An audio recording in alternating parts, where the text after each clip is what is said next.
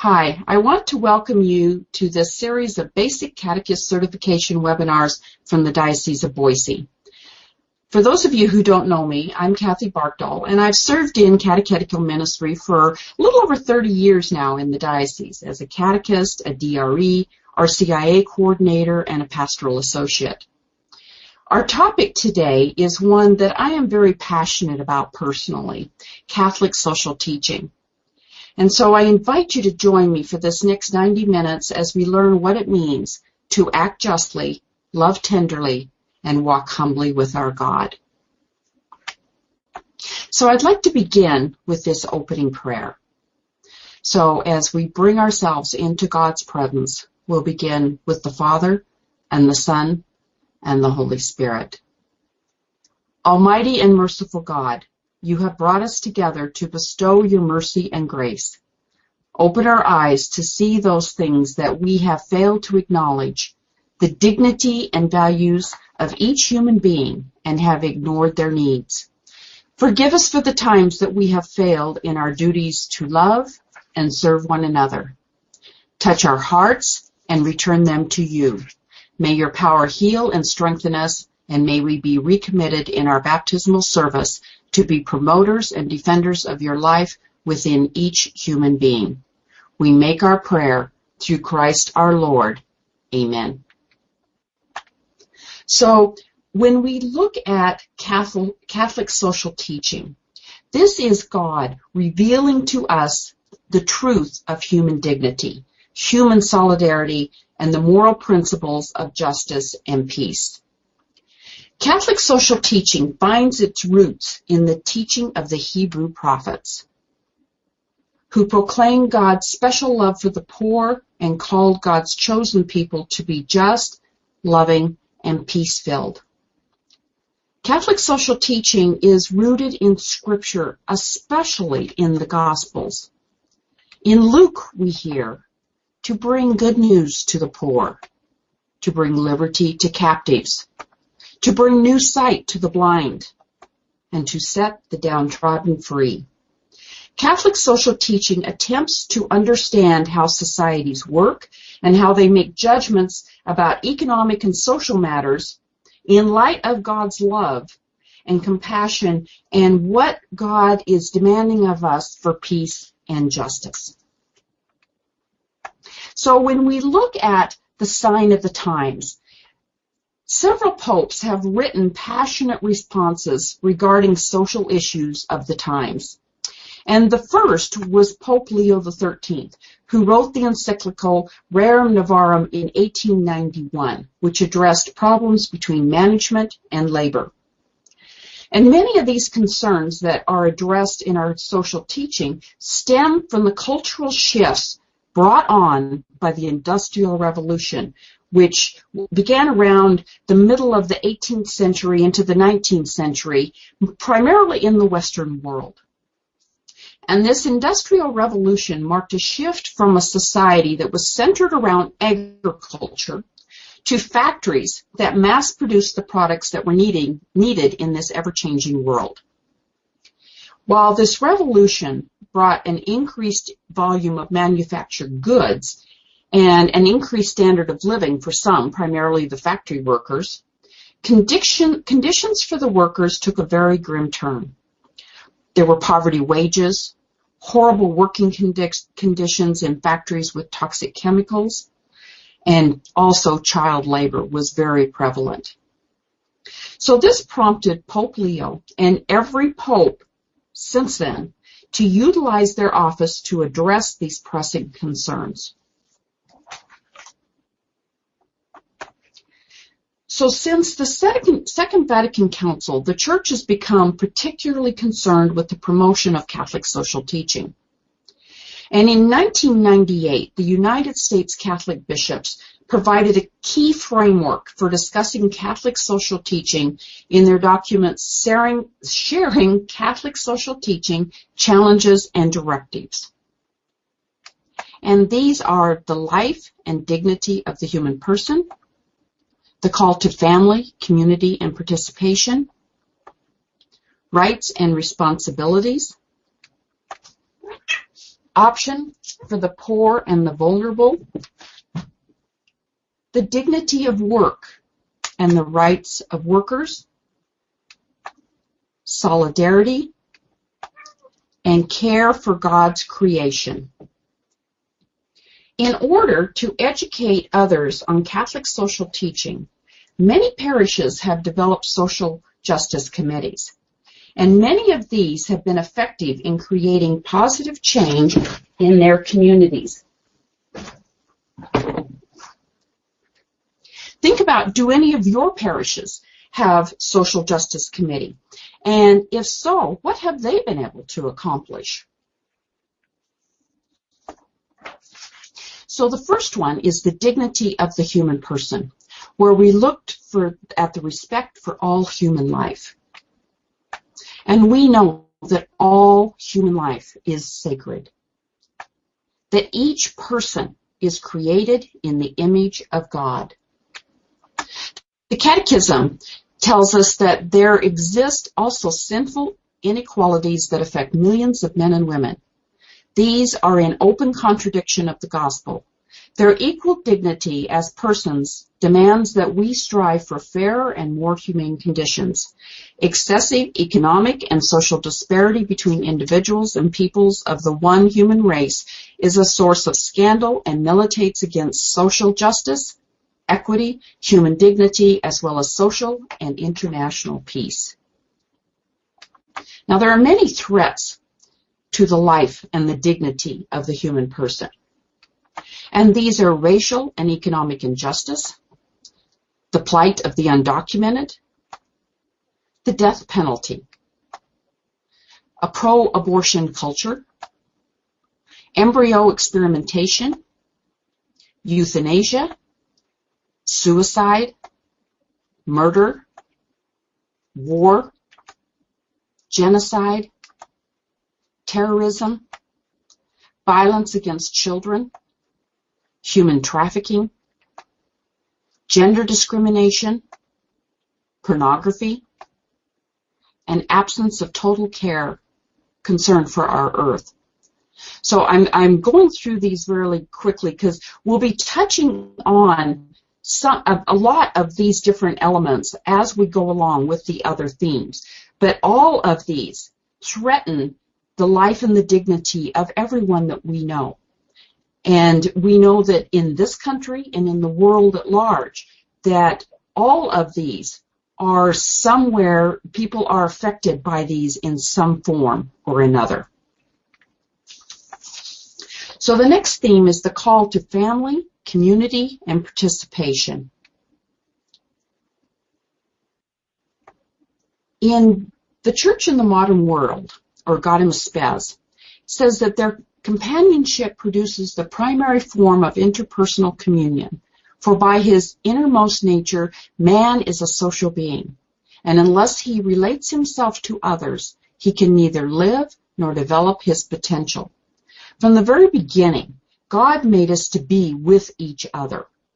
When we recall the second creation story, God said that it was not good for Adam to be alone, so he made Eve as a companion. The family is the original cell of social life. The family has a critical responsibility as the domestic church to proclaim, to celebrate, and to serve in the gospel of life. If the rights of families are not protected, we simply cannot have a just society. So when we look at the family, Pope John Paul II, in his Charter of the Rights of the Family, he said that the main rights of the family is the first one is the state of life. And this is the right to freely choose to marriage and establish a family or remain single. And it is marriage by free will. Marriage can only be contracted by free and full consent of both spouses. Now, we know around the world there's a lot of people who they have planned marriages that their parents have created for them. So not everyone gets to have marriage by free will. the right to create a family, the right to decide the number of children, the spacing of children, but this is also in accordance with moral order, which excludes contraception, sterilization, and abortion. And respect of human life, which is a respect for the human life from the moment of conception until death, and everything in between. Parents as primary educators of their children. Parents have bestowed life on their children, so it is their right and their responsibility to be the primary educators. To exist and progress as a family. The public authorities must respect and foster the dignity, lawful independence, privacy, integrity, and stability of every family. Freedom of domestic religious life. This is to freely be able to choose the religion of our choice, to propagate the faith, take part in public worship, and freely to be able to choose programs of religious education without discrimination. So this isn't just, he wasn't just talking about those of us of the Catholic faith, but all religions, that families should be able to choose the religion that speaks to them. Social and political function. The ability to be able to form associations with other families and institutions that represent the best interest of their families. The right to an adequate standard of living, a decent living wage, enough to support a family, to shelter, and have the basic needs. And the rights of migrants and refugees. And Pope John Paul II said that the same rights afforded to the families in the different countries also apply to families of migrants and refugees, keeping their human dignity in mind. So the person is not only sacred, but also social. The Catechism tells us that a society is a group of persons bound together organically by a principle of unity that goes beyond each one of them. As an assembly that is once visible and spiritual, a society endures through time, it gathers up the past and prepares for the future. By means of society, each man is established as an heir and receives certain talents that enrich his identity and whose fruits he must develop. He rightly owes loyalty to the communities of which he is a part and respect to those in authority who have charge of the common good. So societies are living realities that have both a visible and a spiritual dimension that lasts through time. Societies connect us with the past. If any parish or a community, a city that we belong to, there was a past. There was a time when it was created, and so that ties us to those who came before us. But it also prepares us for the future, working together in community. And in working together, it also enables us to develop those God-given talents that each one of us have. And there are many different societies. We all belong to different societies. Our family, our neighborhood, our parish, our city, our state, our nation, and also the society of the world.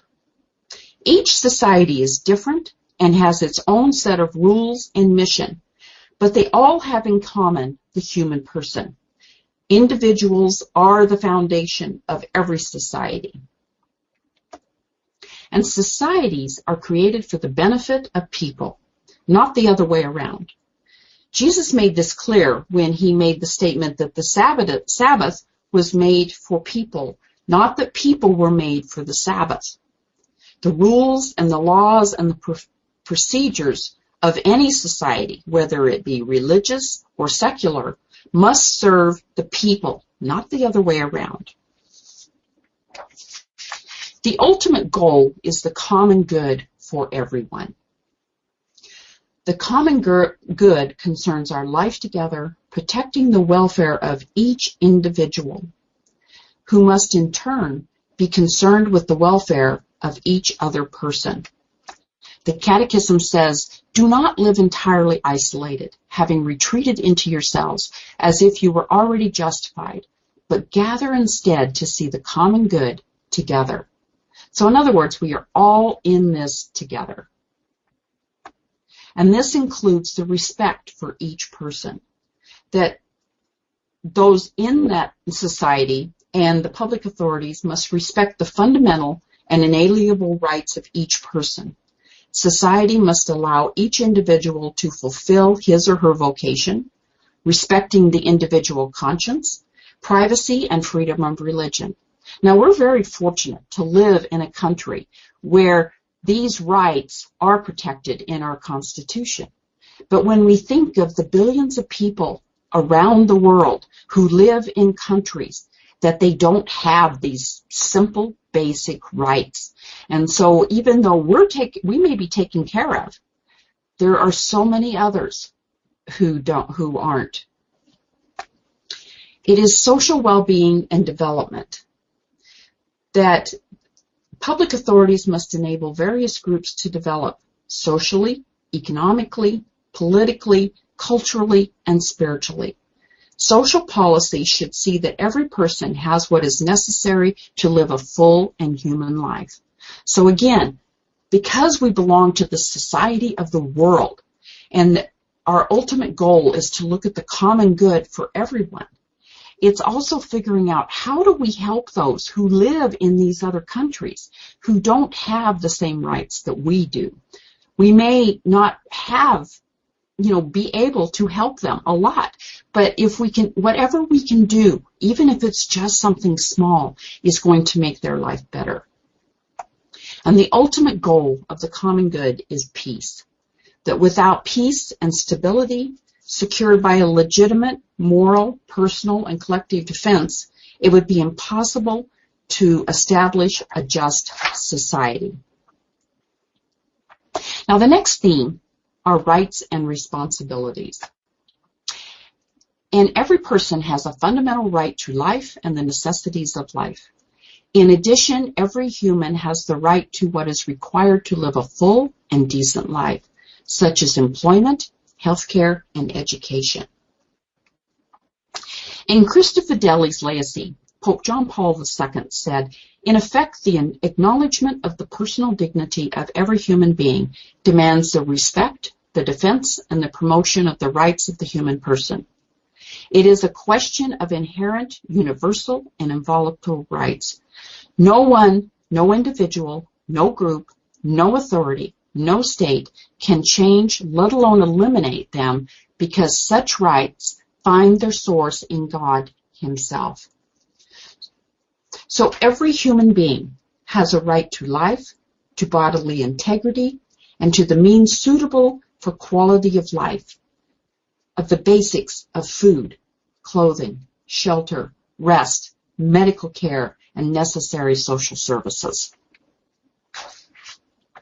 So some of these basic human rights, there are moral and cultural rights, and these are the right to respect from others, the right to a good reputation, freedom to search for the truth and communicate his or her opinions. Again, in this country, we have that right to voice our opinions, but in other places around the world, that's not possible. The right to share in the benefits of culture, meaning the right to an education. There is the right to worship God, the right to honor God according to our conscience, which means the right to practice the religion privately and publicly. The right to choose freely one's state of life. This means the right to marry, to follow a vocation to the priesthood or religious life, or the single life. In the vocation of marriage, parents have the right to support and educate their children. It is economic rights, the opportunity to work and to work without coercion, the right to private property and productive goods, the right of meeting and association. The fact that human beings are by nature social, there arises the right of assembly and association. The right to emigrate and immigrate. The freedom of movement and residence within the confines of our own country, and also the right for just reasons to emigrate to other countries. Our political rights. The right to take an active part in public affairs and contribute to the common good of society. Now, with all of these rights, there comes some basic responsibilities. So the right to life comes with the duty to take care of and preserve one's own life. The right to a decent standard of living. It is our duty then to have a responsible lifestyle. The right to seek out the truth means we have the duty to search for the truth. And the right to emigrate and immigrate means the duty to abide by all immigration laws of the country that you're entering. So the next one is the option for the poor and the vulnerable.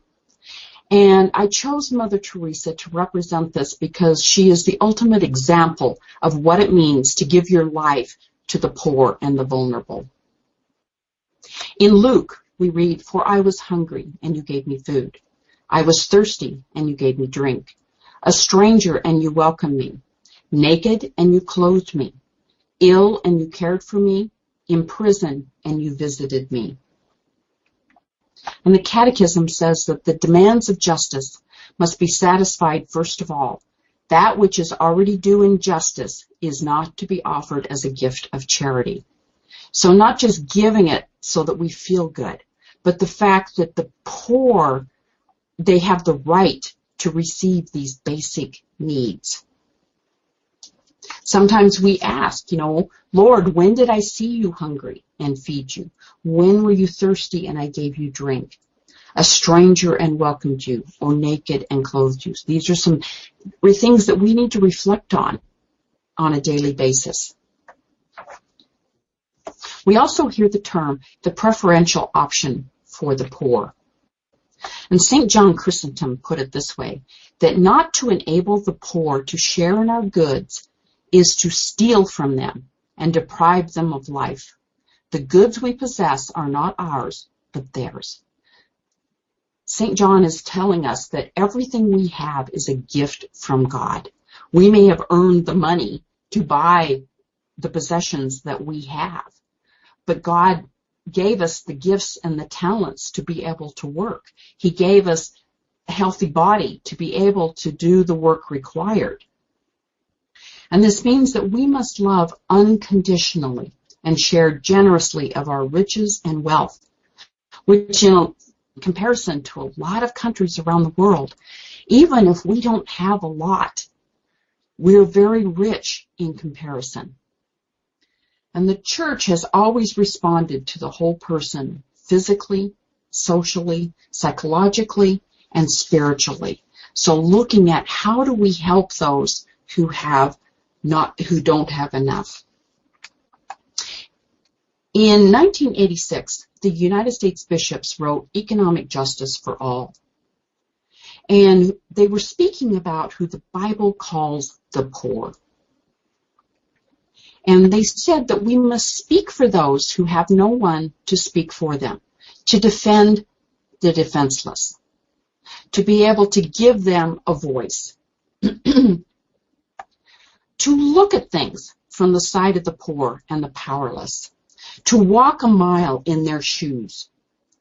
Sometimes it can be very difficult to imagine that more than 1 billion people around the world face extreme poverty on a daily basis, when many of us are rich in comparison. Sometimes to take a little bit of a reflection process, to just take a minute to, maybe even close your eyes as you think about this, and to think about so that we can imagine ourselves in their place. Think about removing all the furniture from your home, except for maybe a table and 2 chairs, and a blanket for a bed. Throw away all your clothes, except for your oldest dress, pair of pants, a shirt, or a blouse, and only keep one pair of shoes. Empty your pantry and your fridge except for a small bag of flour, a little sugar, a little salt, a few potatoes and onions, and a small container of dried beans. Shut off the water and the electricity, and maybe even take away the house and move into the tool shed in the backyard, or a tent that you may have, because that's more the size of what you would be living in if you're among the poor. Cancel all your subscriptions because you're not going to be able to read them anyway because you haven't had an education. Throw away all your monetary assets, keeping only $10. Move all medical help at least 10 miles away. And remember, you don't have transportation anymore. You don't drive a vehicle. So, and you're probably going to have to walk the 10 miles to seek any medical help. Rent a few acres of a farm so that you can at least grow some crops to sustain your family. But remember that 1/3 of everything that you grow is going to go to the landlord. And another 1/10 of that is going to go to any money lenders that you have borrowed money from to sustain your life. And lastly, shorten everyone in your family's lifespan by 25 years. That's what it's like to live the life of the poor. In Economic Justice for All, it says that we need to take constant assessments of societal structures. What impact do the local, the regional, and national policies and social institutions have on the poor? What are some things that could be changed to help? Experience God's saving love and liberating power. It's up to us to help the poor experience God's love and power so that they may respond to the gospel in freedom and dignity. But it's really hard to experience God's love and liberating power if you don't have enough to eat, if you don't have adequate shelter, if you don't have health care. And this also means that we need to empty ourselves as individual Christians and as a church community. We need to open up our hearts to see the poverty and the powerlessness around us. The Catechism says, how can we not recognize Lazarus, the hungry beggar in the parable, in the multitude of human beings without bread, a roof, or a place to stay? How can we fail to hear Jesus? As you did it not to one of the least of these, you did it not to me. As we know in the gospel, Lazarus had a name, but he had no voice. He sat silently at the door of the rich man. And it was Abraham who spoke for him when the rich man pleaded for mercy after he was destined to eternal suffering. So how do we become a voice for those voiceless? It can be so easy to be blind to the poor and the vulnerable in our midst, to become cynical when we find out that the money that we gave someone was used to feed an addiction, or that it wasn't needed in the first place. We see them get into that brand new car after we gave them the money. But the key is, as someone once said in a homily, to stay in the game, to see with the eyes of compassion and mercy. So the next theme is the dignity of work and the rights of workers. And in sharing the Catholic social teaching challenges and directions by the U.S. bishops, they said work is more than a way to make a living. It is a form of continuing participation in God's creation.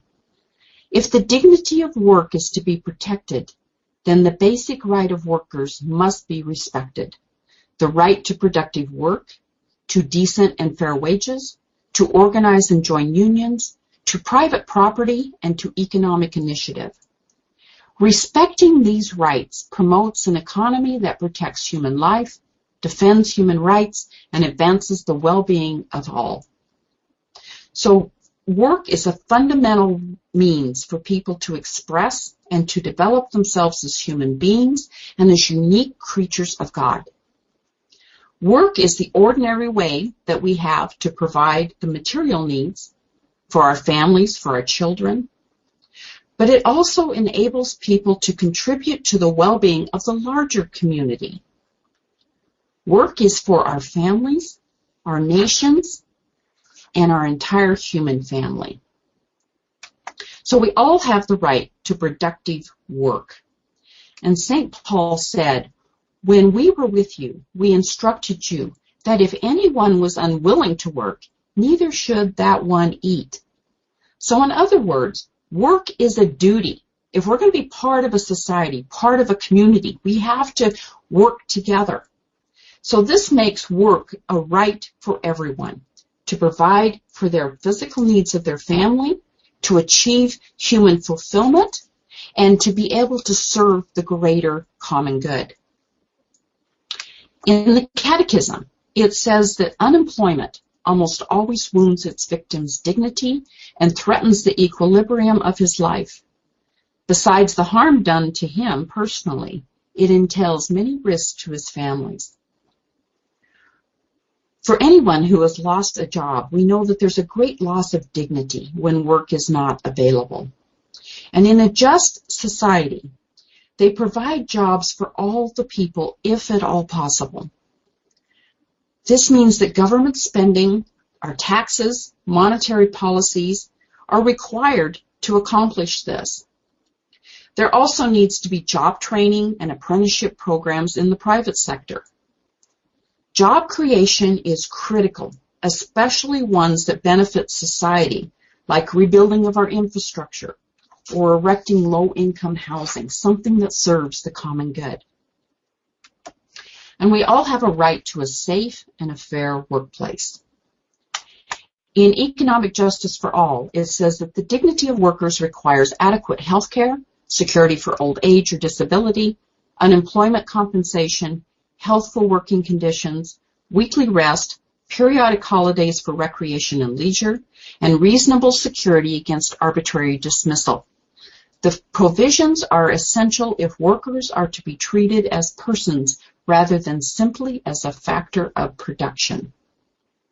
So every worker has the right to a working environment and manufacturing processes that are not harmful to our physical health or our moral integrity.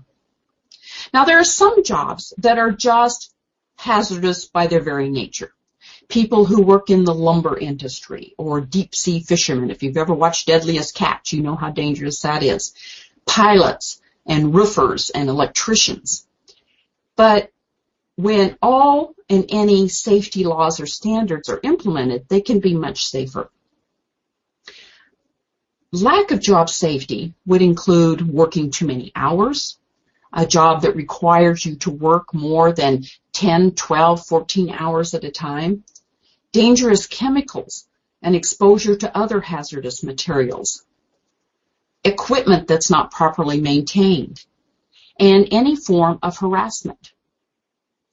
The right to a safe and fair workplace also includes access to affordable health care. We all know that health care costs are rising far beyond the normal cost of living. So this makes health insurance critical. Now, we all know this has been a hotly debated topic in recent years, and especially in this election cycle. And there are no clear-cut answers at this point. But the main thing is that all lawmakers for justice need to work together for solutions so that everyone can receive the medical care that they need and they deserve.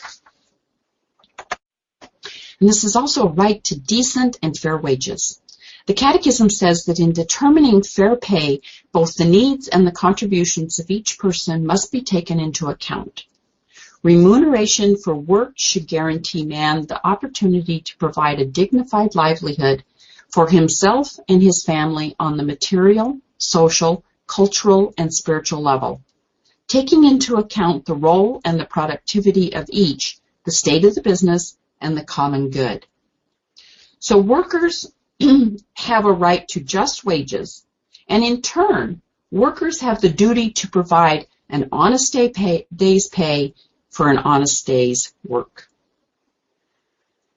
In general terms, a just pay is one that will help workers meet their needs and those of their family and give them some degree of security.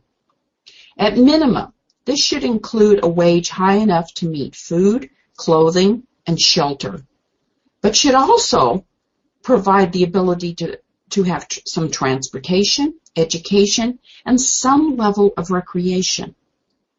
So we know a lot of people work for, very low minimum wage, a lot of places. And around the world, people are working for cents every hour, not just a few dollars, a minimum wage of $7 or $8 an hour, but maybe 30 cents an hour.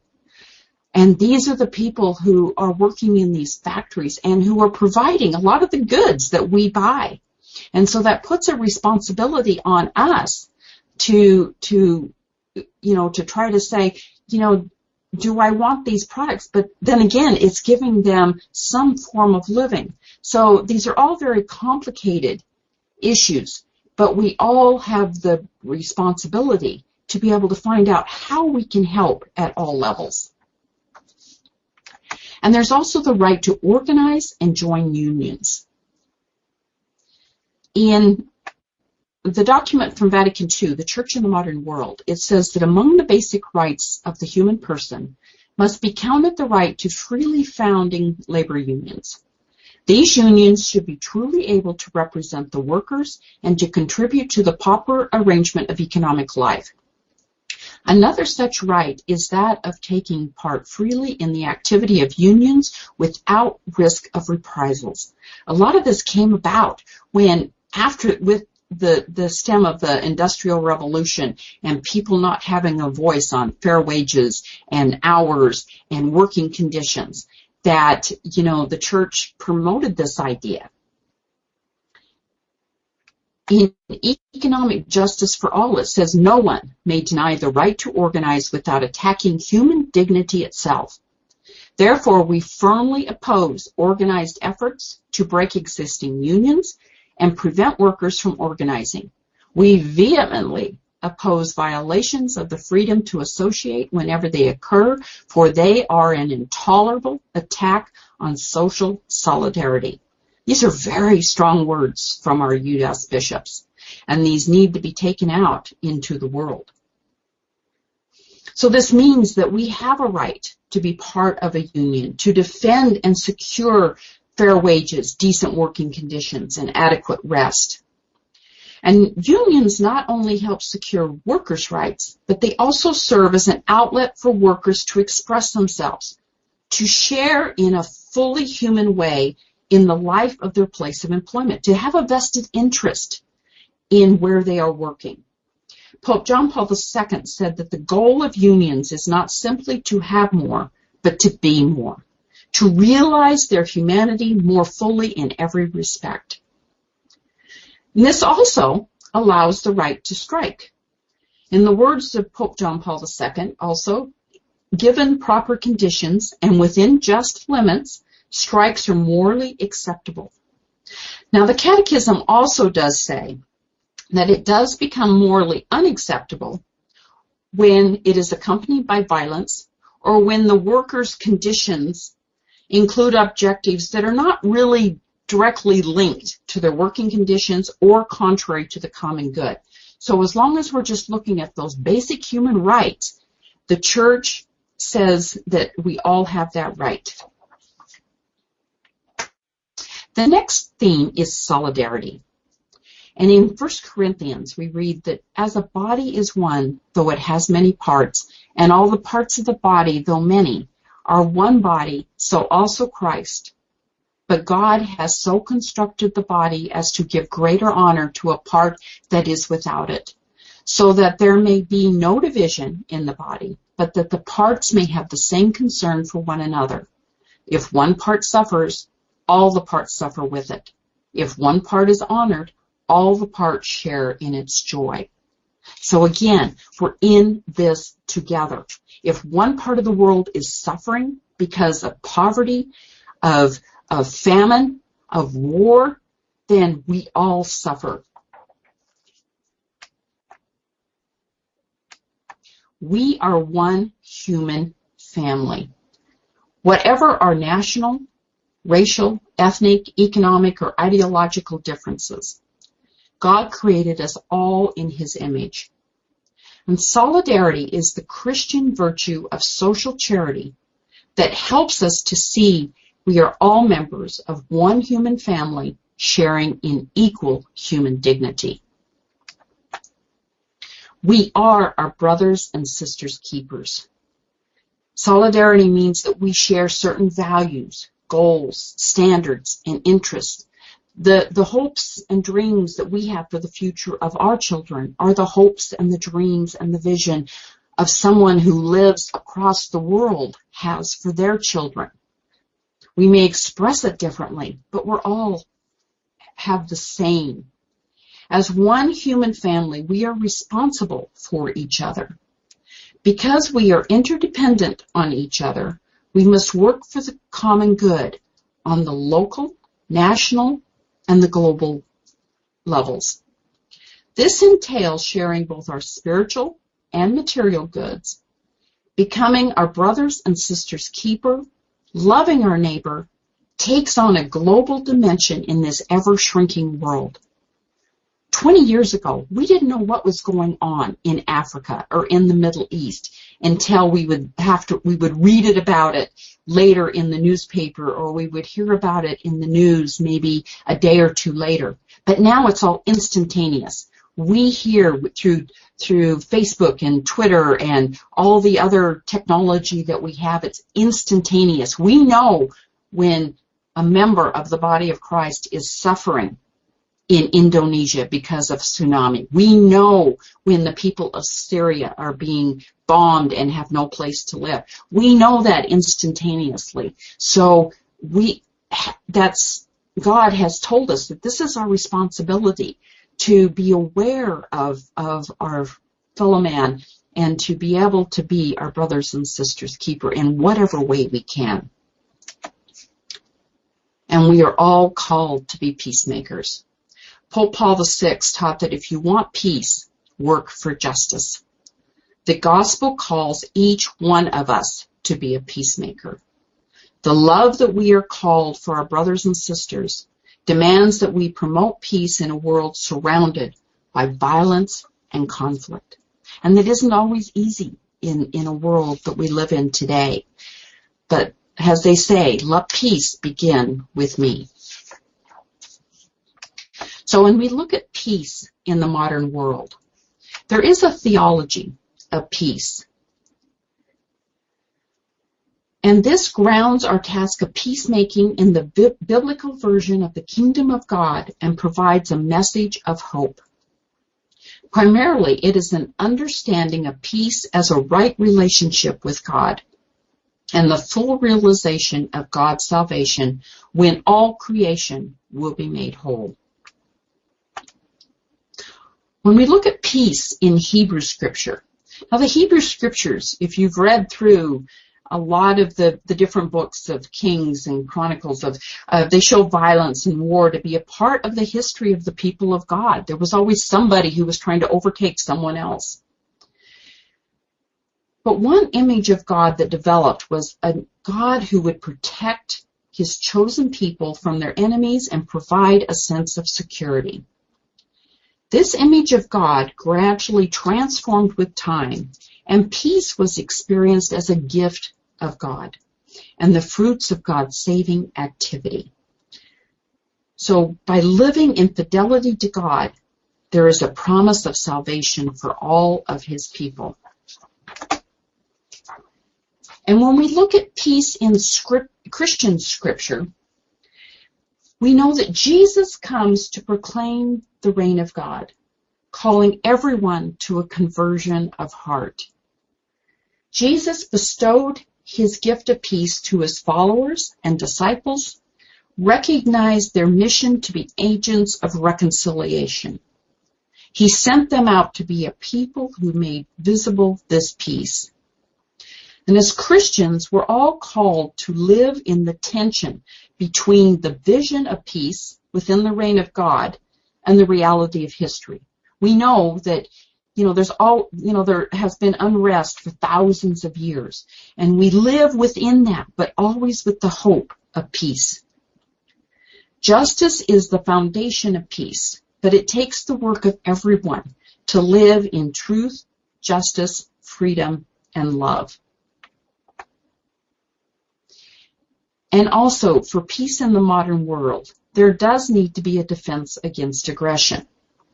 But how we do this presents moral options that include service in the armed forces or also refusing to bear arms. And the main thing is that we need to work to develop nonviolent means of fending off aggression and resolving conflict that best reflects the call of Jesus to love and to do justice. So the Catholic teaching on war is that there needs to be just cause. War is permissible only to confront a real and certain danger, to protect innocent life, preserve conditions necessary for decent human existence, and the basic human rights. But war needs to be called by competent authority. That these are those who are charged with responsibility for the common good of the public. There needs to be a comparative justice. We need to ask ourselves, do the rights and values involved in justify the taking of life? Everyone should acknowledge the limits of just cause and the need to use the least amount of means possible to achieve the end goal. There needs to be the right intention. The just cause must be the only reason for the war and continue during the entire course of the war. It's not about gaining property or land. It's not about gaining resources. It's not about taking from the other, but it's just being able to stop what has caused the war in the first place. We need to avoid any unnecessary destructive acts or unreasonable conditions. And it also needs to be the last resort. A just war is only won after all peaceful alternatives have been exhausted. And there needs to be a probability of success. Hopeless resistance should be avoided when the outcome is truly in doubt or possibly even futile. It does need to be recognized that there may be times when the defense of key values, even against great odds, should be considered. We've seen that through all of history, that sometimes, there's no possibility, it's like, it just seems totally unsuccessful, that we're not going to be able to achieve anything here. But then sometimes we, to defend the basic key values, then it could be considered. And proportionality, that the damage to be inflicted and the costs incurred by the war must be proportionate to the good expected by taking up arms. Now, there's a lot of discussion, a lot of debate over wars over the past century or so of, was it worth the cost, both monetarily and through the loss of life. But we need to look at this also includes the moral and spiritual implications to society. What does that do to the country? This is especially critical in our nuclear age, where the result could affect the entire international world. Under no circumstances, the Church tells us, may nuclear weapons or other instruments of mass slaughter be used for the purpose of destroying population centers. if you notice, all of these documents were written after World War II, after the dropping of the bombs on Japan. And they saw the devastation and the loss that occurred through that act. Now, the people who decided to do it, they thought that there was a just cause. They thought that there would be, this probability of success, but was the cost worth the end result? It is not morally accepted to intend to kill the innocent as part of a strategy or deterring a potential war. So there are steps to reduce the danger of war, and I know that sometimes these don't seem possible, but it can be done. And that's continued work on arms control, reduction and disarmament, insistence on efforts to minimize the risk of any war, programs to reduce reliance on nuclear weapons and reduce tensions through diplomacy. And this especially when we've got leaders in other countries who, they feel like, they think they want to be more powerful than the rest, but looking at, how can we diffuse that? Attention to existing civil defense programs against nuclear attack, and develop nonviolent means of conflict resolution, if at all possible. And respect for the whole of individual conscience and the right of conscientious objectors. So if someone just can't bring themselves to go to war, to honor that right. Now, the last of the themes is the care for our environment. And we see in Genesis that in the beginning, when God created the heavens and the earth, God said, "Let the earth bring forth vegetation." Then God said, "Let the waters teem with an abundance of living creatures. And on the earth, let birds fly beneath the dome of the sky." Then God said, "Let us make man in our image, after our likeness. Let them have dominion." And God looked at everything he had made, and he found it very good. Care for the earth is a requirement of our faith. It's not just something that we can do if we feel called to it. We are all called to protect people and the planet, living our faith in relationship with all of God's creation.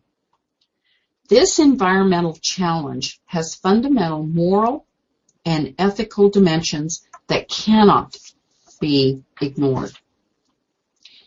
And we know that there are many threats to God's creation, which when we look back on the dignity of human life, these are also threats to our human dignity. We look at the decimations of the rainforests. Now, the rainforests are only 6% of the land's mass, but they are home to more than half of plant and animal species on this world. And we actually get a fourth of our medicines from these plants. And these medicines can be used to treat leukemia and other cancers, heart problems, hypertension, and even arthritis. The rainforests, excuse me, are linked to the health of the atmosphere because of the vast reserves of the carbon in the vegetation. So they actually help clean our air. But when they're burned, they release harmful carbon dioxide, which contributes to greenhouse gases, which leads to the loss of nutrients when the vegetation is cleared. Now, we are destroying at a rate of 50 million acres a year of our rainforest. Now, when we think that this is only 6% of our landmass on this earth, that it's not going to take long before this is completely gone, and we are going to lose what God gave us as far as being able to have the benefits of the rainforest, the the plants that provide us with life-saving medicines, the nutrients in the vegetation and the soil that helps clean our earth.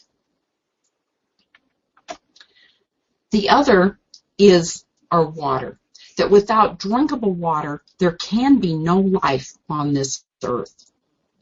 And over 1 billion people lack access to clean water in developing countries. There are industrial pollutions, oil and gas leaks, and pesticides. We see that in our news almost on a daily basis, where there's been some sort of a spill or another that has harmed not only our water, but the animal life in the area. And also human waste, when people in developing countries have no sufficient systems set up to get rid of sewage and garbage, and so it all ends up into the water. And this also, it even kills the life that's in the water of things like our coral reefs that are beneficial as natural barriers around our shorelines. So this can lead, to the diminishment of our shores. And also, even from coral reefs, we even get bone grafts from the porous limestone in the coral reefs. When that's gone, we won't have those benefits. And what it's going to do to our seashores is going to be astronomical. And then our air, that over 20% of the world's population breathes filthy, polluted, unhealthy air. And when all of these toxic chemicals are released into the air, the result is acid rain. And this is the result of burning of fossil fuels that releases nitrogen and sulfur oxide into the atmosphere. And then acid rain continues to pollute rivers and streams, killing fish, and it also even negatively affects the surrounding trees. Trees don't grow the way they're supposed to when when acid rain has fallen on them. So whether or not you believe in global warming or climate change, we see the effects of generations of disrespect for our common home, which is our earth. Storms and hurricanes that increase with intensity every year, causing extreme flooding and loss of miles of coastline. We've experienced intense heat in parts of the country where in the world where it results in droughts, loss of crops, and life-threatening wildfires. Those of us who live here in the Northwest know all too well the damaging results of wildfires.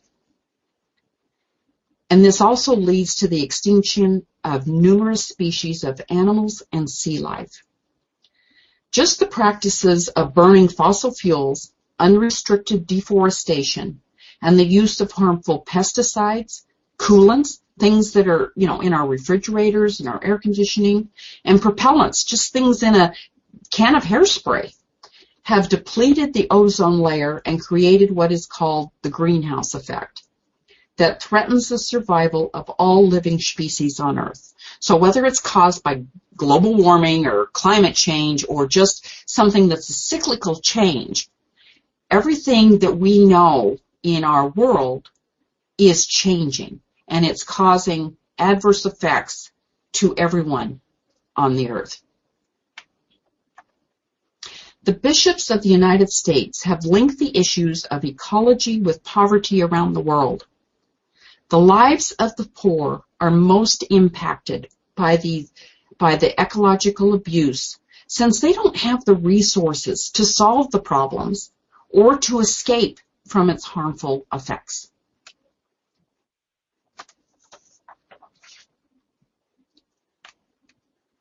The biblical view of creation is that creation is good, that all creatures reveal something about our magnificent Creator God. Creation is God's gift to us, and it's been left in our care. In Luke, he says that much will be required of the person entrusted with much, and still more will be demanded of the person entrusted with more. So this calls for responsible stewardship. Scripture also reveals the sin that causes prideful attitudes and actions that choose material riches at the expense of creation.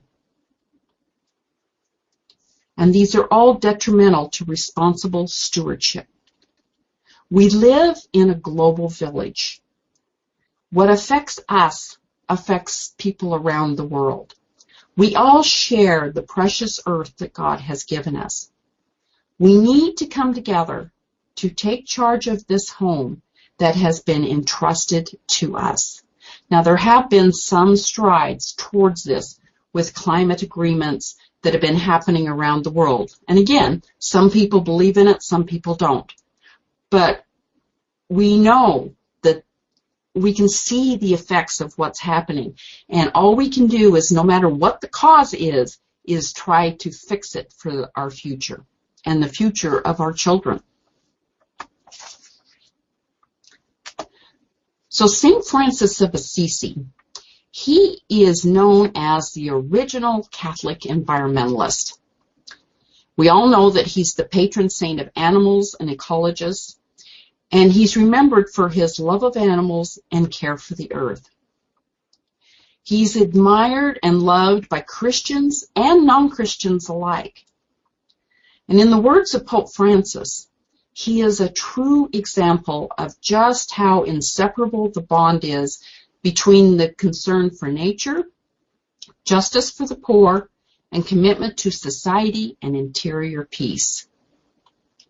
And in our modern day, many of the recent popes, from Pope John the 23rd to Pope Francis, has spoken up for our need to love and care for the earth. The latest is the encyclical letter from Pope Francis, Laudato Si, on care of our common home. And Pope Francis actually took the title from the Canticle of the Creatures by St. Francis, which was Laudato Si mi Signor, praise be to you, my Lord. And he begins with this very moving description of the current state of our environment. This sister now cries out to us because of the harm we have inflicted on her by our irresponsible use and abuse of the goods with which God has endowed her. We have come to see ourselves as her Lord and masters, entitled to plunder her at will. The violence present in our hearts, wounded by sin, is also reflected in the symptoms of sickness evident in the soil, in the water, in the air, and in all forms of life. This is why the earth herself, burdened and laid waste, is among the most abandoned and maltreated of our poor. She groans in travail. We have forgotten that we ourselves are dust of the earth. Our very bodies are made up of her elements. We breathe her air, and we receive life and refreshment from her waters. This is a very powerful statement from Pope Francis, who feels that this is something that is one of our major concerns in this day and age. And Pope Francis encourages all of us to join in conversation with others on how we can shape the future of our planet in a positive way. And he says that everyone's talents and involvement are needed to rectify the damage caused by the human abuse of God's creation. So when we look at Catholic social teaching, we hear that this is what God asks of you, and only this: to act justly, to love tenderly, and to walk humbly with your God. We will be judged by God on how we have served the least of these in our parishes, in our local communities, in our nation, and around the world. How have we fed the hungry, gave shelter to the homeless, gave comfort to the sick, and those who are grieving, and visited those in prisons. We are all called to hunger and thirst for justice, and to be peacemakers in our communities and in our world. Now, the United States bishops have provided numerous resources, and if you go on the usccb.org website, you will find, and just put in Catholic social teaching in the search box, you'll find so many wonderful resources that can aid us in creating what they call communities of salt and light in our parishes and taking social mission out into the world. Social justice is an integral part of evangelization. It's a crucial element in preaching the gospel, and it's an essential part of the church's mission. We cannot preach a gospel that we do not live. We cannot carry out real social ministry unless we know Jesus intimately and have actively heard his call to justice and peace. This call to justice and peace has led the church to stand with the poor and vulnerable against the strong and the powerful. Since we are the church, we are also called to stand for justice and peace for those who have no voice, just like Lazarus, who had no voice. We are not being called to something extra. A lot of times you hear, oh, they're starting another program in the parish, and I think it's some sort of social ministry. But what we're called to do in the parish is the central mandate of Catholic life and evangelization.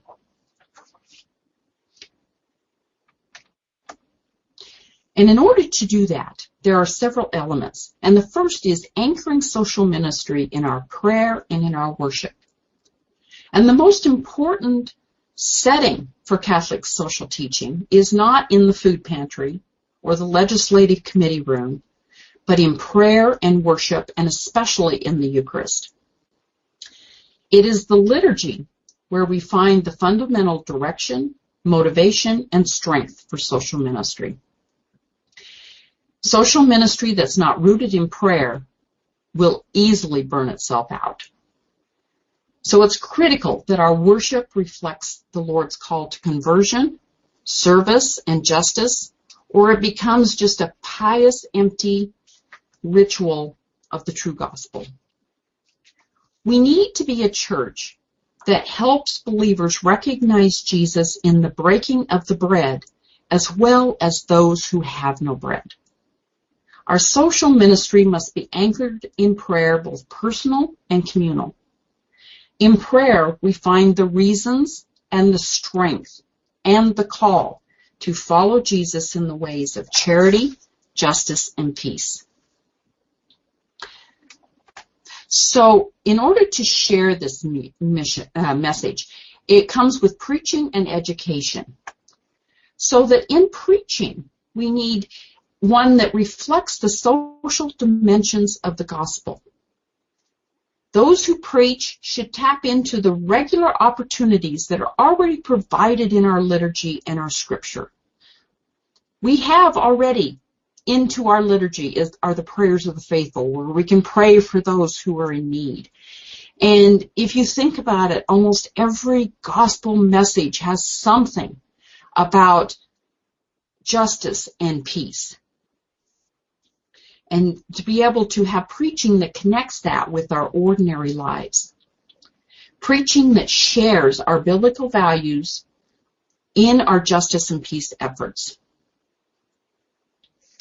And the Church's social doctrine must also be an essential part of the curriculum and the life of our Catholic schools, our religious education programs, our sacramental prep, and our RCIA processes. It's important that we share and celebrate the common social heritage of Catholics by utilizing resources, materials, and training tools that ensure that we are sharing social teaching with every educational ministry in our parishes. To teach our children what it means to be ministers of peace and justice for the other students, to know that those who are being prepared for sacraments, that also means being prepared for mission. And the same with those who are coming for initiation into our church, that it isn't just about learning the commandments and learning the prayers and learning what it is to receive the sacraments, but then what does that call us to do? What is the mission that we are called to be? And especially in our Catholic church schools, where we have a captive audience 5 days a week, 8-9 hours a day, to where those students are there, that we can show this both visibly and invisibly. And then every parish should assess on a regular basis on how this is being done. Are we hearing about peace and justice when we're at Mass? Are our children becoming instruments of peace and justice in our programs? Are the adults learning that it's taking this mission out into their workplace and into the world? It is supporting the salt of the earth, the family, our work, and citizenship. It is building and sustaining marriages of quality, fidelity, to support the members, and permanence in an age where our society doesn't always value commitment and hard work in relationships. It's raising families with gospel values in a world where materialism, selfishness, and prejudice shape most of our lives. It is being a good neighbor, welcoming newcomers and immigrants, treating people of different races, ethnic groups, and nationalities with respect and kindness. Becoming a community of evangelizers, people who recognize the unbreakable link between spreading the gospel and working for social justice. And also looking at the Christian values and virtues that we're taking into the workplace, being examples of acting justly, loving tenderly, and walking humbly with our God.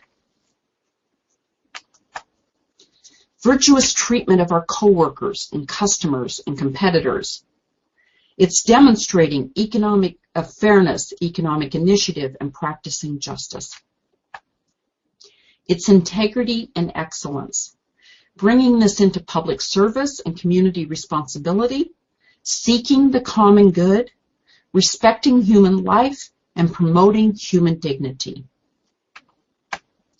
It's providing leadership in union, community groups, professional associations, political organizations, at a time of rising cynicism and indifference.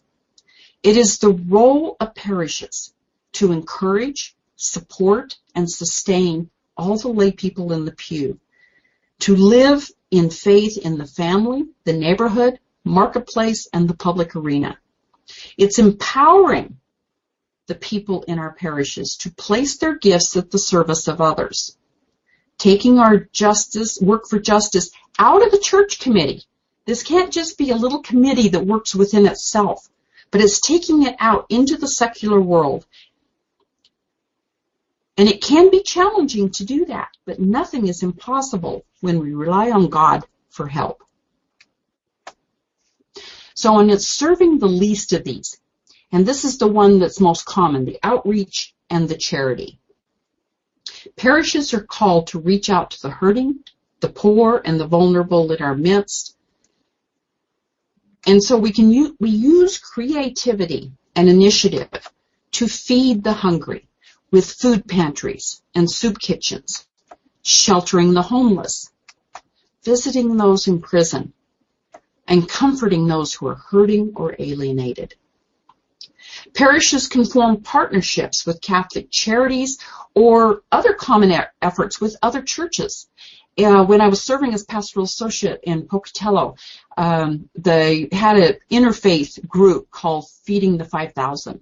And this started almost 15 years ago as just a little Sunday school exercise in the Methodist Church to see if they could raise 5,000 items to give to the food bank during Lent. Well, now this has become a total interfaith with all of the different religions, even those that don't always agree with each other, getting them together, and they've raised more than 1 million items of food and personal care items and monetary donations for the food bank and for the poor. If possible, create a food pantry or a homeless shelter. And if not, work with other parishes to be able to accomplish this. Have outreach programs for poor families, refugees, the elderly, and others in need. The parish should be the most significant place where new immigrants and refugees are welcomed. Because showing, showing what it means to live the gospel in the place where they worship. The next is advocating for justice, our legislative action. We are not only called to serve, but to change the structures that deny people their human dignity. And a parish that's serious about social mission offers opportunity for those who have those gifts and talents to advocate for justice and peace on their behalf.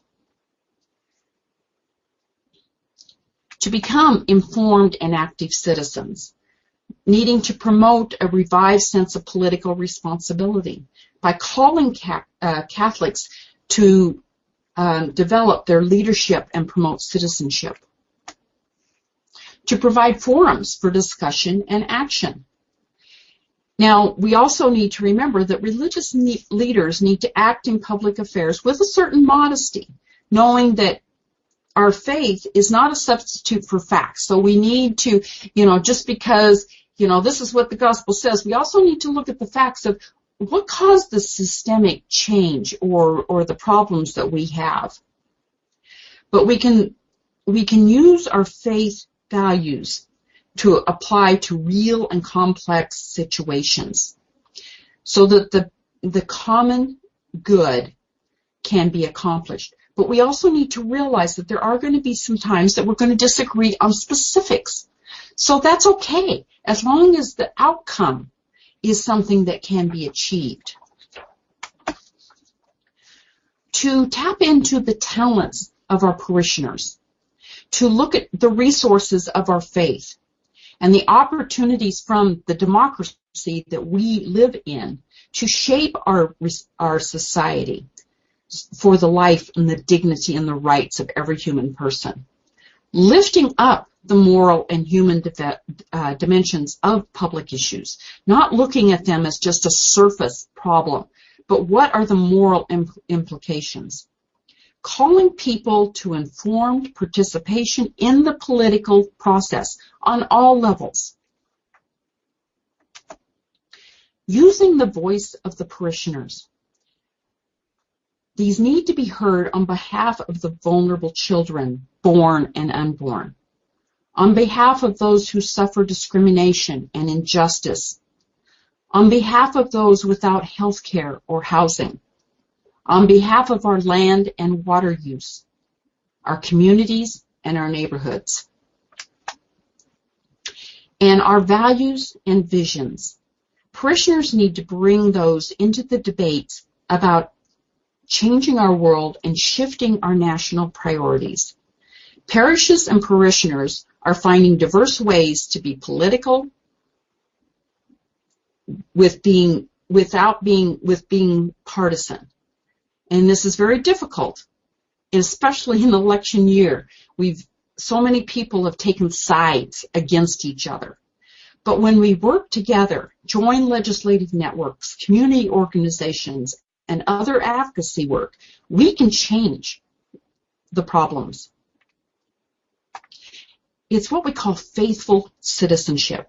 And in election years such as this, parishes can offer nonpartisan voter registration, education, forums to involve and inform their members.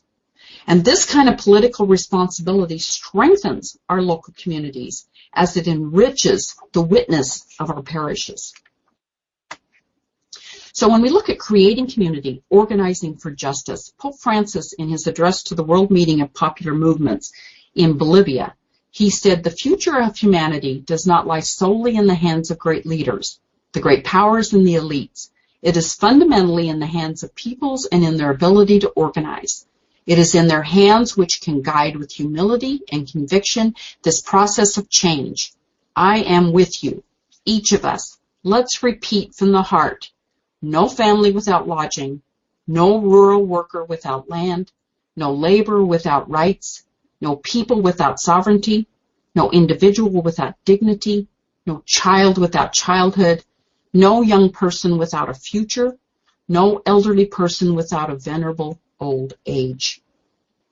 Many parishes are joining with other churches and groups to rebuild a sense of community within their neighborhoods and their towns. Parish leaders are taking time to listen to the concerns of their members and organizing to act on these concerns. Parish participation in these community efforts develops leaders, gives us a handle on how to deal with these key issues, and to build a capacity for the parish to act on our values. One element is the Campaign for Human Development. And again, if you go to the Bishop's website, this provides many vital resources for self-help organizations in empowering the poor to seek greater justice. And then building solidarity, looking beyond our parish borders. Parishes are called to be communities of solidarity. We are one family. We are called to overcome barriers of race, religion, ethnicity, gender, economic status, and nationality. We're part of the universal church with ties to faith in humanity with our brothers and sisters around the world. Parishes are meant to be bridge builders, reminding us that we're part of this universal church. It's not just our parish or maybe the neighboring parish. It's looking at that parish across the world. Programs such as parish twinning, parishes in this country with parishes in another country. Support for Catholic relief services, migration and refugee activities, and other global ministries. It's advocacy on human rights and development and peace through legislative networks and other efforts that can be signs of faith without boundaries and a parish that is serious about its social responsibility. A key test to a parish's Catholicity, and this is with a capital C, is its willingness to go beyond its boundaries to serve in need and work for global justice and peace. So, some of the lessons learned are that we need to root our social ministry in faith. It is first and foremost a work of faith. With the eyes of faith, we see every crack baby, a person addicted to AIDS, every Haitian refugee or Salvadorian immigrant, every victim of unjust discrimination, or every person battling addiction as the child of God. It is respecting diversity. Every community is diverse, whether it's racially, ethnically, economically, and ideologically. And these need to be respected, reflected upon, and celebrated. What might work in a large, urban, white-collar, predominantly Anglo parish may not work in one of our smaller, rural, agricultural-based parishes with a large Hispanic population. The issues, approaches, and structures may differ, but our common values unite us in mission. It's leadership, the pastors, parish staff, councils, committees, and educators. That social ministry depends on the skills and commitment of parish leadership. Pastors and parochial vicars have a special responsibility to support social ministry through their preaching, their participation, and their priorities. Other parish staff and parish leaders and parish councils play crucial roles in shaping the quality of parish social ministry. by placing social ministry in the center of parish life through planning and the goals set by the parish, to aid in bringing together the liturgy and formation and outreach and action in a sense of common mission, so we're not working in silos, to play a crucial role in assessing current efforts, setting priorities for the future, building bridges between the parish ministries. And as educators, we have a special responsibility to share our tradition of social justice as an integral part of our faith and to help shape the leaders of the future. And it's also linking to diocesan structures. No parish can function in isolation. Parish leaders we need to look to other parishes that have successful social mission programs, and also the diocesan social justice structures that might be in place. Most dioceses have some form of social justice that offer resources and training for parish leaders. So good ties between diocesan and parish efforts are indispensable. And it's practicing what we preach, that the parish plans and priorities, as well as the use of the parish facilities, which any of us who have tried to find a classroom space know that the turf wars can get really ugly. But it's looking at, what are the priorities in the parish? That these should reflect the social mission of the church as expressions of justice. Now, there's going to be some difficulties and some dangers. To isolate social ministry to the margins of parish life is one danger.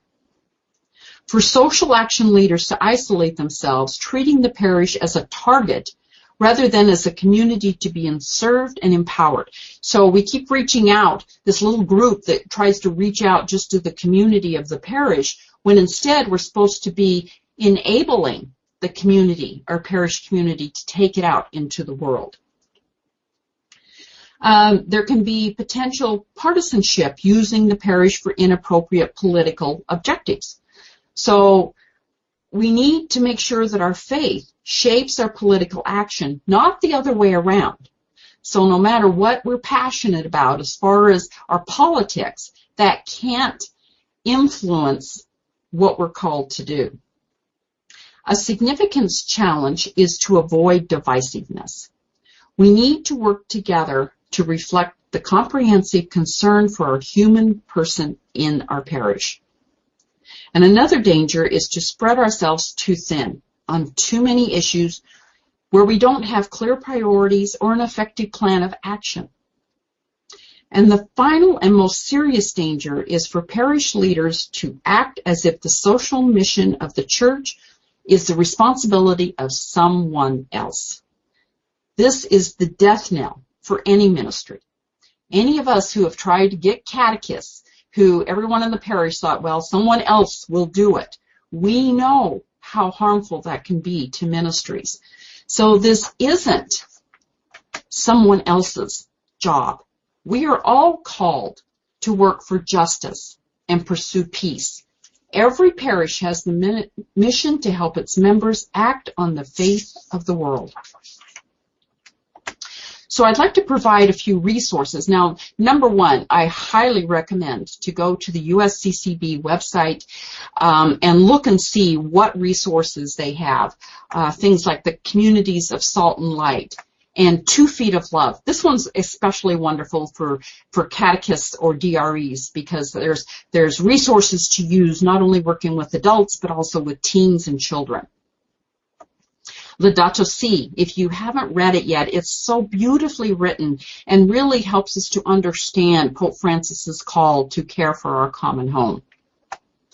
I use a lot of the materials here today in Kevin McKenna's book, The Concise Guide for Catholic Social Teaching. And also, another excellent resource is Learning and Living Justice, Catholic Social Teaching by Michael Pennock, and that's another one that I highly recommend. The Catechism of the Catholic Church, the Vatican II documents, and also if you haven't ever used the United States Catholic Catechism for Adults, that's another one that I always have handy as a resource. I've used it for RCIA curriculum. It's just a wonderful resource. And you can actually get it on your tablet or your Kindle. It's available as an e-reader now, too. The National Directory for Catechesis, which is what we as catechists, that's kind of our guide of how to teach in our classroom. And then, of course, Scripture.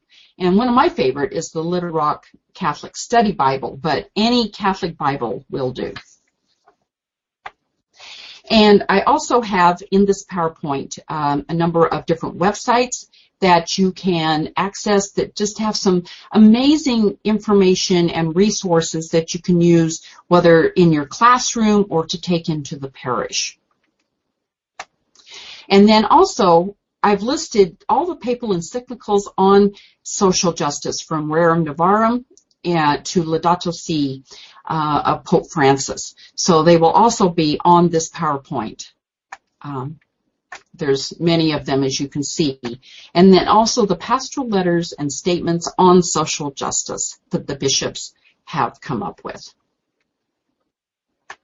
So if you're watching this recorded webinar, we ask that you complete these questions, and you can submit them to Jackie Hopper, and her information is in the next slide. Of what do you believe are the most serious contemporary threats to life and dignity of human beings? And what are the challenges that the family faces in today's world? What are 3 essential elements for the common good? Why is it so important to have a preferential option for the poor? And how would you define a just or living wage? How would you describe being in solidarity with the world?